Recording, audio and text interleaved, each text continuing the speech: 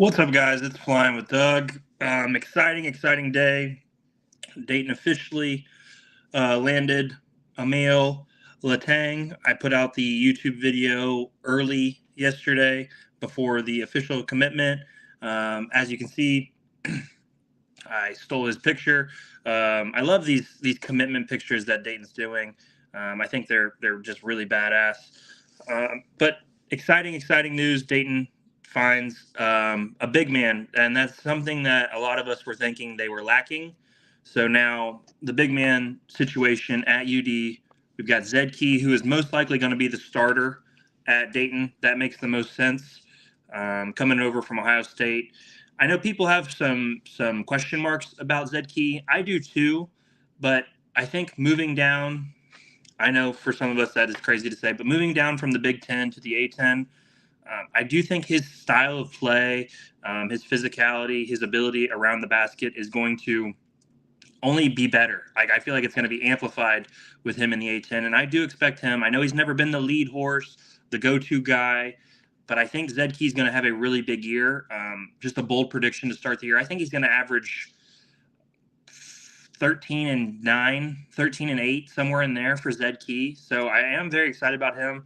And then we got Isaac Jack, who I am a big fan of. If you follow my X account, I am a huge fan of Isaac Jack. I think he's got a lot of skills that are going to only continue to get better and better as we move along. And now we throw in Emil Latang, the French big man. We spoke about him a little bit on YouTube the other day. We know he is a little slight of frame. He is listed at 7 foot on his account. I'm going to give him credit and believe him when he says he's 7 foot. He's got a 7'1", almost 7'2" wingspan. Again, he played for Cholet basketball last year. Had a really good season, averaging 14, 10, 2 assists, a steal, and a block in 28 minutes per game.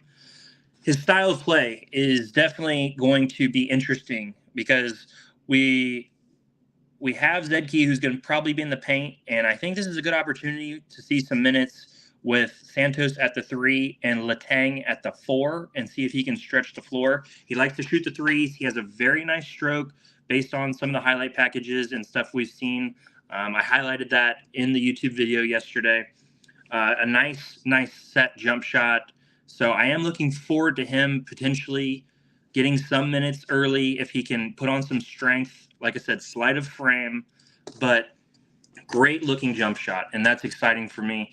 Shot a lot of threes over on the French team also, where he played on the U18 French team, guys. You know, his numbers weren't fantastic. He averaged 3 points, 2 rebounds, shot 33% from 3 in 7 games. But think about how good the French basketball team is right now, and think about how many good players they've sent to the pros recently, are going to send to the pros when you look at mock drafts.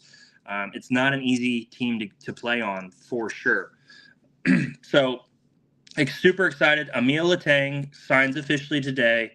That rounds out our roster, in my opinion. I don't think Dayton's going to, they might have an extra scholarship with Brady Ewell. I think he's probably going to keep it personally. And unless something big happens, I think that this is what the roster is going to look like going into next year. It's going to be Posh Alexander, Malachi Smith, Javon Bennett, Isaac Jack, Brady Ewell, Enoch Cheeks, Nate Santos, Zed Key, Jacob Connors, Marvell Allen, Juwan Simons, Hamad Musa, and Emil Latang. And so with that, we're going to go a little bit into predictions. Why not? Starters for me, I'm going to go Posh at the 1. I'm going to go... See, I'm not sure. I want to believe Malachi Smith is going to be healthy and he's going to be there the full season, and this is going to be his best year yet. I still have some reservations. I still think he needs to earn that starting job. But based on what we have right now, it makes sense to me to put Malachi Smith in there with Posh Alexander and go with the all-New York backcourt. That backcourt could be a defensive nightmare. And then think about Javon Bennett off the bench. and hopefully Marvell Allen off the bench to support those two guys, that rotation of guards right there is going to be very dangerous. The only issue I have with our current guard rotation, shooting is going to be an issue. Shooting, 3-point shooting is going to be an issue. Javon Bennett is improving on his 3-point shot, but Posh Alexander's never been a great 3-point shooter. Malachi Smith, the numbers are okay, but he, at points when he was playing, would hesitate shooting the ball from deep.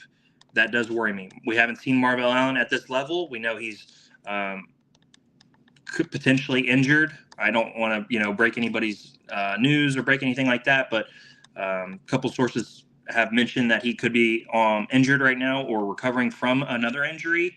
So that does worry me a little bit. Shooting at the guard spot is going to be an issue, but I'm going to go Malachi Smith at the 2. Enoch Cheeks is going to play the 3. Think about that 3-headed monster for Dayton next year. If you're an opposing team with your guards, you're going against Posh Alexander, who's, I would assume, going to be an all A10 player. Malachi Smith, who was a damn good player when he was healthy. Hopefully that maintains. Enoch Cheeks is a junkyard dog, super athlete, fantastic defender. Our 3 starting guards are going to be a nightmare for most teams that we go up against this coming season. That is so exciting to think about. Think about the press. Think about the different things we can do with that 3-headed monster at guard. And then, obviously, the 4 to start is definitely going to be Nate Santos. Hopefully he's recovering well from his surgery. Everything hopefully is going the right direction.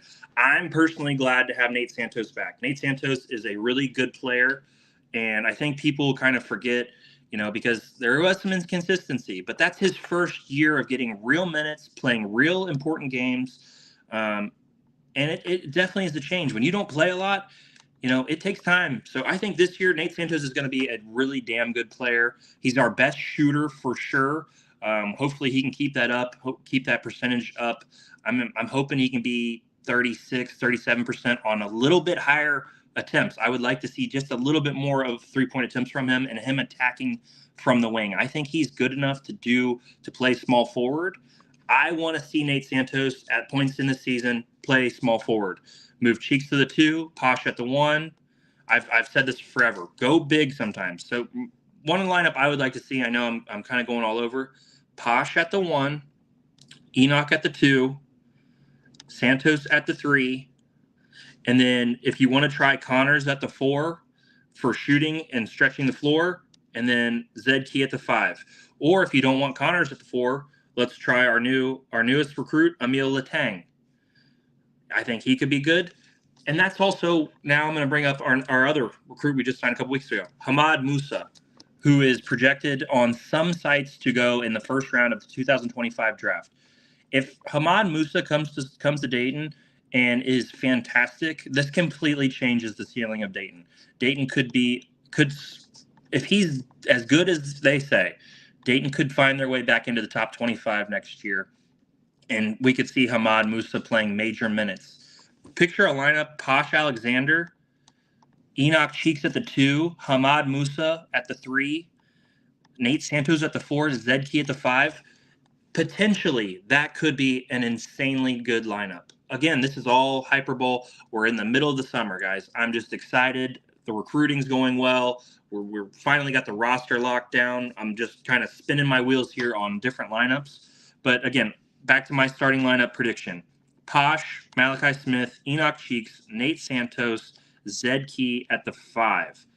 I hope we get some opportunities to go big this year. Maybe Isaac Jack and Zed Key at the same time. But hopefully everybody sees that vision of Nate Santos as a small forward. I do like him at the 4, but I think unlocking his potential is at the small forward position going forward. Guys, I like the lineup. This is without Simons, who is recovering from surgery of his own. Hopefully he's ready to play this year. He's another small forward type player. This team, if healthy, definitely has an opportunity to compete for the A10 championship. And it's just exciting that, we go out and get the big man from France, Emil Letang. If you're like me and you're a little cynical, you're probably a little bit worried about past attempts to bring in foreign big men. It hasn't gone great. Most of them have transferred out or never even made it over to us to actually, go through the offseason program and all that kind of stuff. So that does worry me a little bit, is the coming over from Europe and, the lifestyle change of coming to Dayton, Ohio. I mean, it just is what it is. It's a massive culture difference from somewhere in France. So, guys, there we have it. The roster pretty much set in stone. I don't think we get anybody else, but that's 13 players on the roster right now, counting Brady Yule's scholarship. So I feel really good about it. I don't want to argue with anybody about red shirts or any of that stuff. This season, I don't want to see a red shirt. I want to see everybody fighting for minutes all season long. There are no restrictions. Hey, we're not redshirting you. You're going to compete and you're going to try to earn that spot. Because here's the thing, red shirt or not, you could transfer no matter what. Have these guys ready, bust their asses in the offseason, have them ready to go, and then don't redshirt them. Redshirt is a waste, guys.